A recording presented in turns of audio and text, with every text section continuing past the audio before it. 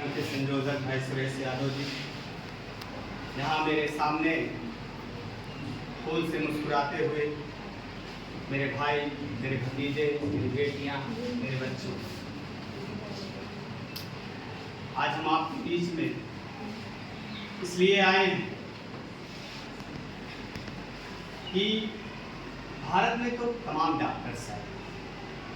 मुझे लगता है कि ये बातें आज आपको समझ में नहीं आ रही हैं, लेकिन मैं ये आशा विश्वास दिलाता हूँ कि जब यहाँ से आप निकलकर विश्वविद्यालयों में जाएंगे तो मैं ये दावे से कहता हूँ तो आपको ये याद आएगा कि 2024 में प्रद्युम्न यादव मेरे विद्यालय में आए थे।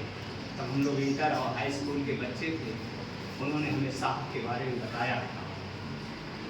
इसलिए हम आपको जगाने आए हैं। जगा तो हम रहे 2002 से। हमारे सामने पैदा हुए पता नहीं कितने बच्चे जवान हो गए, लेकिन हम जहां थे वही शिक्षित घर से। माँ बाप का सपना था अधिकारी में, पिता का सपना था अधिकारी में, लेकिन हमने एक लाइन इख्तियार की सोशल जस्टिस की विचारधारा को। मेरे बचपन से एक सपना था कि मैं भारत को एक ऐसा आईना देना चाहता हूं जिसमें छुआछूत ना हो, ऊंच नीच ना हो, सामान्यता हो। एक ऐसा समाज देना चाहता हूं जिस समाज में हमारे बच्चे डॉक्टर बने, इंजीनियर बने, एक्टर बने, प्रोफेसर बने। एक ऐसा सपना लेकर मैं आया। शायद समान विचारधाराओं की सरकारें नहीं आई। हमें भी जिले के उस सदन में पहुंचने का मौका मिला 2015 में। हमसे जो हो सका हमने किया। आज श्रद्धेय नेता मुलायम सिंह यादव की विचारधारा को लेकर, अखिलेश यादव की विचारधारा को लेकर मैं पूरे उत्तर प्रदेश में काम करता हूँ। मैंने जैसा कि रोज बताया कि मैं 2002 में ही रोडों पे आ गया था और सिर्फ एक लड़ाई थी कि समाज में जो ऊंच नीच है, एक ऐसा समाज है जो उपेक्षित है, गरीब है, वंचित है, जो बड़े विश्वविद्यालयों में नहीं पढ़ सकता, बड़े घरानों में नहीं बैठ सकता है, उसे कैसे बैठाया जाए, इसकी लड़ाई लड़ी है। आज मैं आपके बीच में अगर आया हूं तो मैं ये बताने आया हूं कि ये जो मूर्ति लगी है, जिसके चित्र पर मैंने माल्यार्पण किया है, उनकी जयंती 14 अप्रैल को है। जिन्होंने समाज को एक दर्शन दिया, एक शास्त्र दिया, एक विचार दिया और ये कहा कि शिक्षा वो शेरनी का दूध है जो जितना पिएगा उतना दहाड़ेगा। आज शिक्षा के ही बल पे मैं ये दावे के साथ से कह सकता हूं कि जो मेरी बहनें बैठी हैं, जो मेरी भतीजियां बैठी हैं, पूछना अपने बाबा से, अपनी दादी से अगर होंगी कि आपके समय में शिक्षा का क्या स्तर था, या यहीं बैठे हैं सुरेश यादव प्रबंधक जी, ये पूछेंगे अपने गांव में जब इनकी भौजाइयां होंगी, इनकी दादी होंगी कि क्या जो बेहतर शिक्षा आपको मिल रही है, जो बैठने का अधिकार आपको मिल रहा है, जो यूनिफॉर्म पहनकर आप बैठी हैं, क्या ये मेरी दादी और मेरी बाबी को मिला था? अगर मिला होता तो मैं दावे से कह सकता हूं कि आज देश की ये दुर्दशा नहीं होती। मैं आपके बीच में ये बताने आया हूं कि 14 अप्रैल से पहले आपको ये तय करना होगा कि 14 तारीख की जो जयंती मनेगी, वो जयंती सिर्फ इसलिए नहीं होगी कि जय भीम के घोष से पूरा गांव गूंजेगा।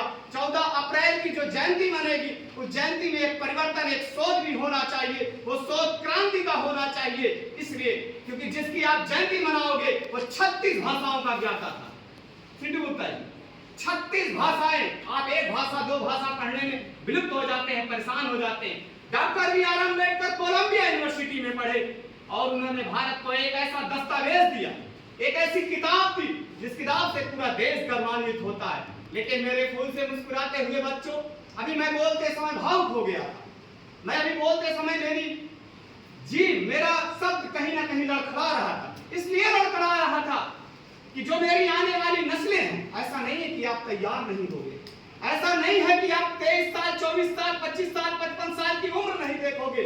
जब हम 60 साल की उम्र में होंगे तो आप मुझसे सवाल करोगे कि आप क्या कर रहे थे जब इस देश में मनुवाद का राज था, जब इस देश में छुआछूत चरम पे थी, जब हमारे साथ सौतेला व्यवहार किया जा रहा, तो आप लोग संघर्ष करने क्यों नहीं किए? तो हम आपको ये बताने आए हैं कि 14 अप्रैल के दिन नए कपड़े पहनिएगा।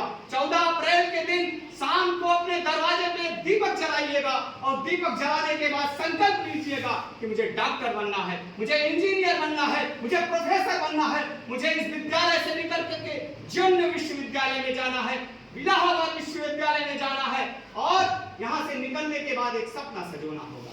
ये आपकी नर्सरी है। और मैं बता दूं, मेरे पूज्य पिता स्वर्गीय चंद्रिका प्रसाद यादव जी कहा करते थे, बेटा इंटर हाई स्कूल बड़े मन से अरुण, बेटा इंटर हाई स्कूल बड़े मन से पढ़ना, क्योंकि इस विषय को ही पढ़ा हुआ व्यक्ति पूरे जीवन पढ़ता है।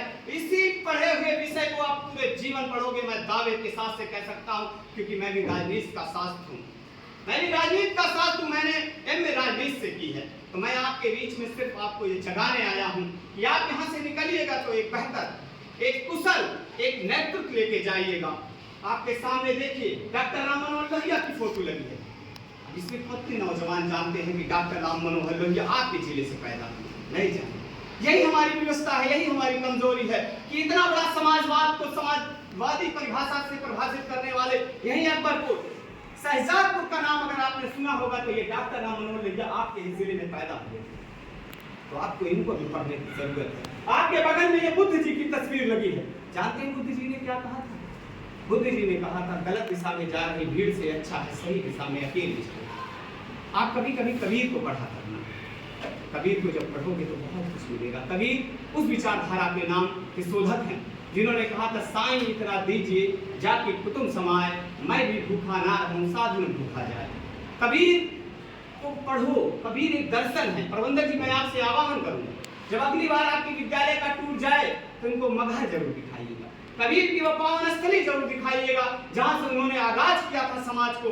पाथर पूजे हर मिले मैं पूजू पौहार, पाथर पूजे हर मिले मैं पूजू पौहार, उसे भली है चाकी अपन पीस खाए संसार। वो कबीर कहते हैं एक अहंकारी व्यक्ति। जब आप देखते होंगे कि आपके गांव में कोई बंधु प्रवृत्ति का व्यक्ति, कोई अहंकारी प्रवृत्ति का व्यक्ति है, कोई टेढ़ बोलता है, तो उसको उन्होंने कहा था, लकड़ी जल कोयला भई, कोयला जल भई राख, मैं पापी में ऐसी जली कोयला भई न राख। हम जो बोलते हैं, जो कहते हैं, जो महसूस कराते हैं, वो हमारी एक नैतिकता की जिम्मेदारी है।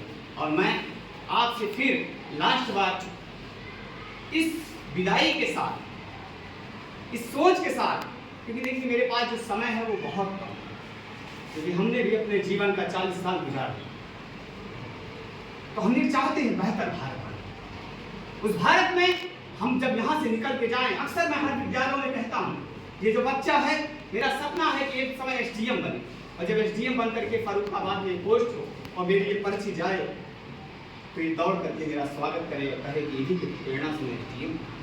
ये जो मेरे पीठ सामने बिटिया बैठी, मेरा ये सपना है कि ये डॉक्टर राम मनोहर लोहिया चिकित्सा विश्वविद्यालय लखनऊ में डॉक्टर बन करके बैठे और मेरी जब पर्ची जाए तो ये दौड़ के आके कहे कि ये प्रद्युम्न चाचा आए हैं, इन्हीं की प्रेरणा से हम लोग। मैं एक ऐसा भारत बनाना चाहता हूँ, मेरे भारत में हर बच्चा खुशहाल हो, मेरे भारत का हर बहुजन बच्चा होनहार हो। मैं इसी शुभकामनाओं के साथ फिर आने वाली 14 अप्रैल की जयंती की ढेर सारी शुभकामनाएं, ढेर सारी बधाई और काफी उत्साह से मनाइएगा।